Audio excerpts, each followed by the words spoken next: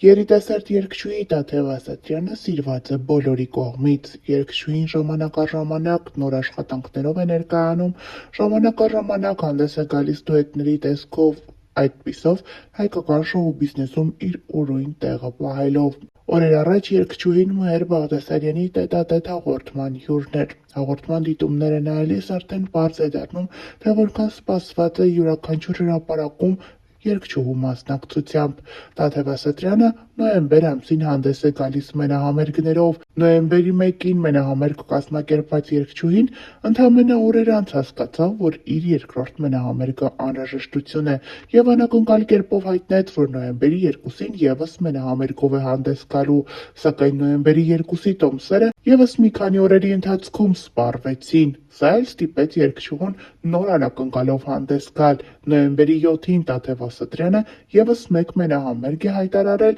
ինչն էլ ուրախացրել է նրա երկրպագուներին, ովքեր դեռևս չէին հասցրել տոմսեր գնել։ Տաթև Ասատրյանը յուրօրինակ կերպով է այս ուրախալի լուրը հայտնել, ինչպես նաեւ նշել, որ 3 համերգների ընթացքում մեծ եւ չլսված անակնկալներ են սպասվում այնքանով, որ պատահականության սկզբունքով յուրաքանչյուր համերգի 5 մասնակից հնարավորություն կունենա անվճար 1 տարի ինքնաթիռով ուղևորվել ցանկացած ուղղությամբ։ Դե իսկ երկրպագուներին ուրախացրել է ոչ միայն Տաթև Ասատրյանի հետ հանդիպումը, նրա անզուգական երգերը լսելը, այլ նաև հնարավորությունը նման գեղեցիկ նվեր շահելու։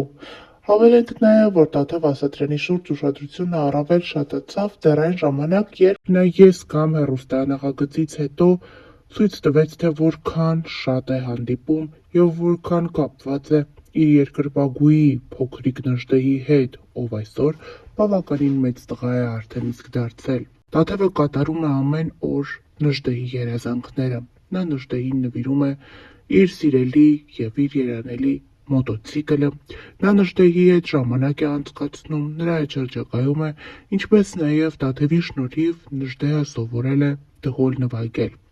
Իր համերգային երեկոների ժամանակ Նժդեհը մի քանի ելույթով հանդես է եկել եւ ցույց տվել իր նոր տաղանդը։ Այս օրերին երգչուհին կրկին շրջագայության է մեկնել եւ Նժդեհը կրկին նրա հետ է։